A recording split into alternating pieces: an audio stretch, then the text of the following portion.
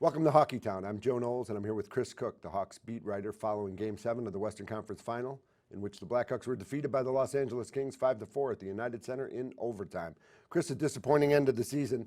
I think the story of the series has to be how the Hawks let so many leads get away from them. What do you attribute that to? Are the Kings just better, or were they the hungrier team? Well, I think you nailed it with the hungrier team. I mean, the Blackhawks certainly wanted to win, but this was a relentless Kings team that just kept coming, and they proved that in all three series so far in the playoffs for them. Give a little credit to Daryl Sutter and the Kings. Really wanted it, kept coming in the face of adversity. I mean, that crowd was really pro-Hawks, obviously, last night, and to come into Chicago and win that hockey game was something for the Kings. But, the Blackhawks, I think maybe there was a little lack of depth there. They weren't able to roll four lines. I think that hurt them a little bit. Defensively, I think they're a tired hockey team. And Corey Crawford, obviously didn't make some saves that he should have made or wanted to make.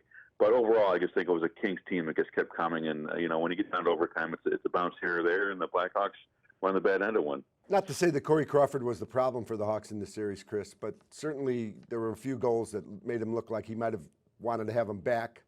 Is there any chance the Hawks would seek an upgrade at that position? They have a relatively inexperienced backup, and Crawford is signed to a fairly large long-term contract. How do you see that playing out?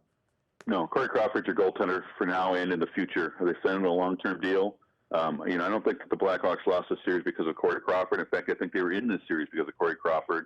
He was so terrific against the Blues later on in that first round. Mm-hmm. He was very good against the Minnesota Wild.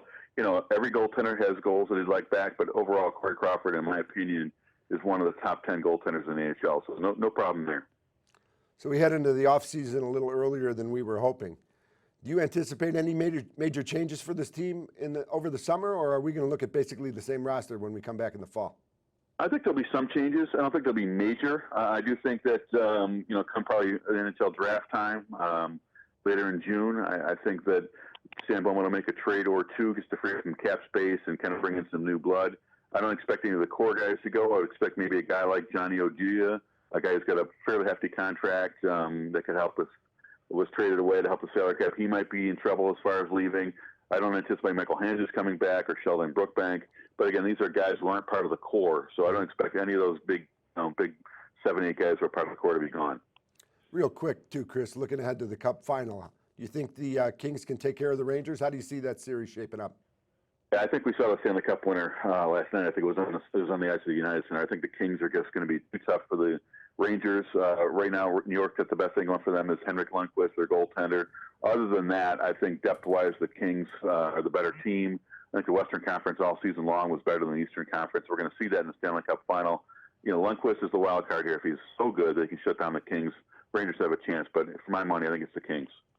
Well, Chris, I want to thank you for all your hard work, and congratulations on a season that ended a little too soon but still has a lot of great memories. We look forward to talking to you soon. Thanks, Joe.